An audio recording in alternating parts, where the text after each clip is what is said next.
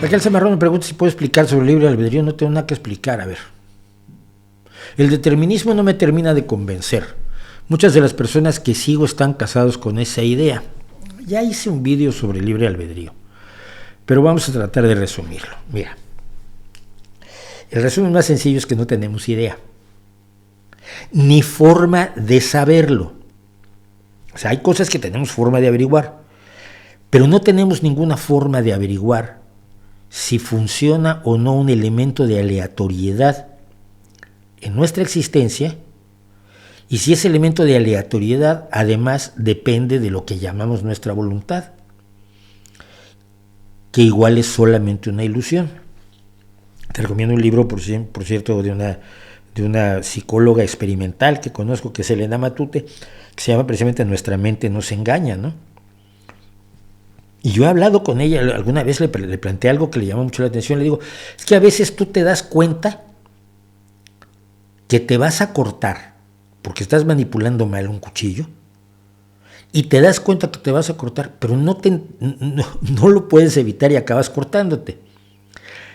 Es que no te pudiste controlar, o es que tu cerebro dice que lo sabía, te está engañando diciendo que lo sabía antes, pero en realidad lo supo después porque no tenía nada que ver tu voluntad en ello. La respuesta de ellos, pues ni idea, ¿no? Entonces, no tenemos forma de saber si podemos o no influir en el transcurso de nuestras vidas. Por lo tanto, el debate se vuelve bastante hueco. ¿Hay gente que tiene argumentos en favor del libre albedrío? Pues sí, hay gente que tiene argumentos en favor de lo que sea. Pues argumentar en favor de algo es lo más sencillo del mundo. Ayer, fíjate, hice un experimento y no lo tengo aquí.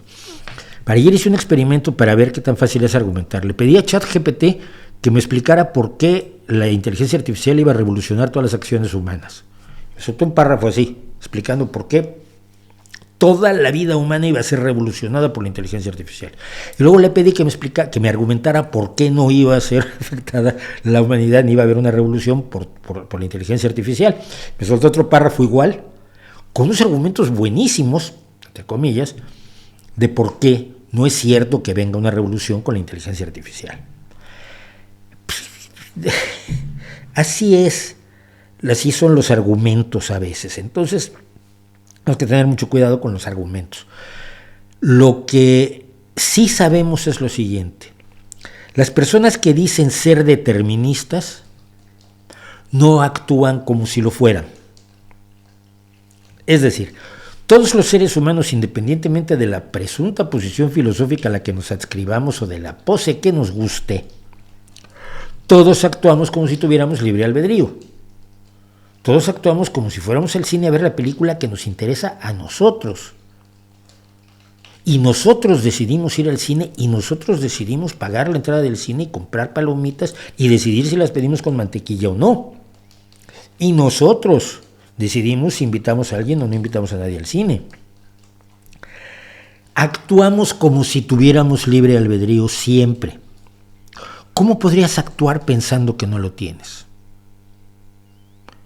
¿Te quedas inmóvil? Bueno, pues si te quedas inmóvil estabas determinado para quedarte inmóvil. Entonces te mueves, pues estabas determinado para moverte. Entonces, ¿qué debes hacer? ¿Qué haces? ¿Cómo se actúa si uno es absolutamente determinista? Y no veo formas de actuar. La única forma que veo de actuar es asumiendo que tenemos libre albedrío. Es decir, que yo decidí que quiero hacer ese streaming y que yo todos los jueves a las 5 de la tarde, 2 horas antes, me salgo de mi casa, me vengo al estudio, preparo los letreritos que pongo aquí abajo, preparo algunas cosas visuales, a veces preparo la tele rusa cuando hay, esta semana no hay tele rusa. Quiero hacerlo y lo hago porque quiero. No podría trabajar de otro modo. Nadie puede funcionar de otro modo. Entonces, el determinismo, que puede ser argumentado desde el punto de vista de ciertas interpretaciones de la física, si sabes dónde están todas las partículas en el universo, sabes cómo se van a mover después. Probablemente sí, o probablemente hay un elemento aleatorio y no tiene que ver con nuestra voluntad tampoco. Pero aunque argumentes así, da igual. Nadie actúa como si no tuviera libre albedrío. Nadie actúa como si no tuviera libre albedrío, y por lo tanto convierte la discusión también en una cuestión de mera pose. Así que Mi conclusión es bastante práctica en ese sentido, creo yo, y es, mira, yo actúo como si estuviera libre de albedrío y si no lo tengo no me voy a enterar nunca. Así que, so fucking what.